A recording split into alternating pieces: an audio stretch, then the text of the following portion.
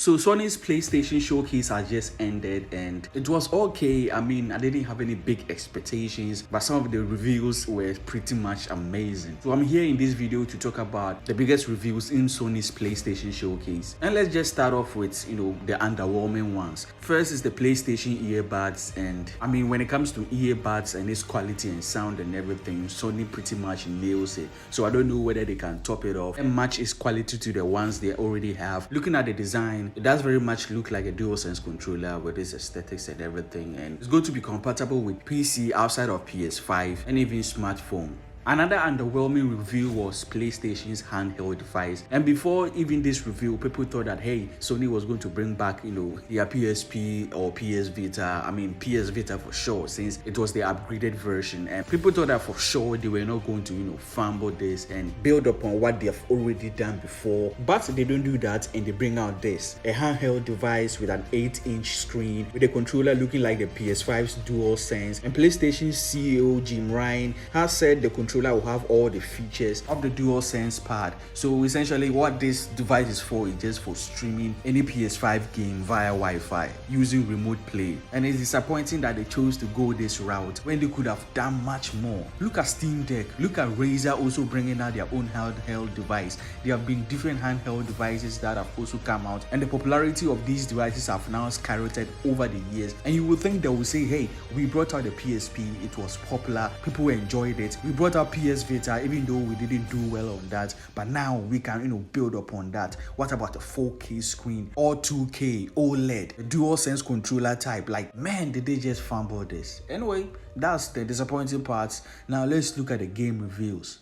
The new Assassin's Creed game Mirage, which is going to be a return to form, got an official reveal. The game is going to have a new feature, Assassin's Focus, which will let you assassinate multiple targets in a row. And they gave us a release date, which is October 12th, and it's coming to multiple platforms: the PS5, PS4, Xbox Series X and S, Xbox One, PC, and even Amazon Luna. Next is Helldivers 2, a sequel to the 2015 shooter game, but this time they are going from first person to third person. And in the game, you can team up with 4 friends to annihilate all the alien scourge that plan on destroying your home, Earth. The game is coming to PS5 and PC this year. Next is the reveal of Fair Game, which Sony kicked their event off with. The game is from Haven Studio, and it's going to be a competitive heist game where you rob the ultra rich. And looking at the trailer, it appears to have a science fiction element to it with all its advanced weaponry and everything. The game is going to be released on PS5 and PC, but there's no current release date. Next is a review for Ghost Runner 2. This action platformer takes a sequel to a whole different level with new vehicular combat, and the game is coming sometime in 2023. The creators of the original Halo games and Destiny also revealed the new game Marathon, which is going to be a PvP multiplayer game. Disappointing, there's not going to be a single player game, even though they say there's going to be stories involved. The game features cybernetic mercenaries, and their whole stake is to explore a lost colony searching for riches, fame, and glory. The game will be on PS5 obviously and PC, but it looks like Xbox will be missing out on this one. Next is a gameplay review trailer for Alan Wake 2, and in the game he appears to be trapped in a dark place, and the surprising thing is that there's going to be another playable character, Saga Anderson, who's going to join you on your investigations, and the horror elements are going to shine even more than they did in the first game, and the release date is October 17th. Next is a review trailer for Dragon's Dogma 2. Fans have been waiting for a sequel to the original game for so long, and now here it is. The first new game in over a decade, and it features tons of monsters and of course a dragon. Not much else is known about the game except it's developed in the RE engine. And looking at the Resident Evil 4 remake, I think it's going to look great. Next is a new hack and slash RPG game called Phantom Blade Zero. The game is set in a phantom world where Kung Fu, steampunk and more blend together. The game will take place in a semi-open world with a fast-paced sword combat. There's no release date as of now. Now here are the big ones. A remake to Metal Gear Solid 3, Snake Eater. This is the third game in the franchise when you look at it from the perspective of its release date. But in terms of story, this is the first game, the origins. There's no in-game footage, just this cinematic trailer revealing Snake. They also revealed that Metal Gear Solid, the Master Collection, which includes the first, the second, and this third game, will also be coming to PlayStation 5 this fall. And the game will be a multi-platform game, contrary to people thinking that it will be a PlayStation exclusive. It will be on Xbox Series X and X and PC as well.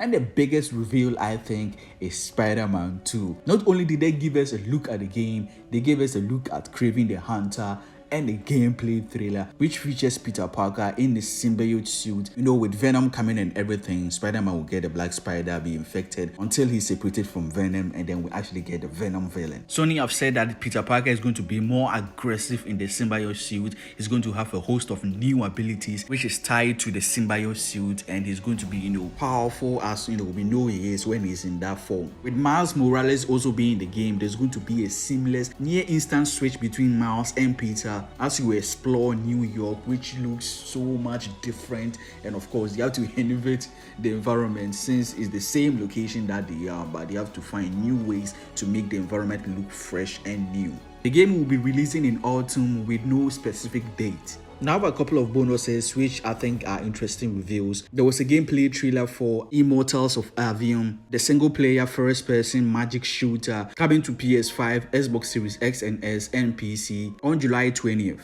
Now that's it for the biggest reviews for PlayStation 5's showcase this month.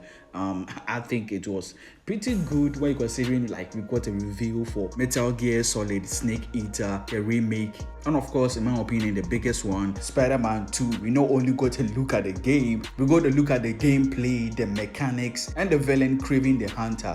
There were a bunch of PSVR 2 reviews as well, Resident Evil 4 remake and all that, but that's mildly interesting. Anyway, let me know in the comments below what you thought of this showcase and all these reviews, and what are you most excited for to play in this review. And if you enjoyed the video, please leave a like, subscribe, turn on that post notification bell not to miss any new video. As always, Nady AGA. See you guys in the next one.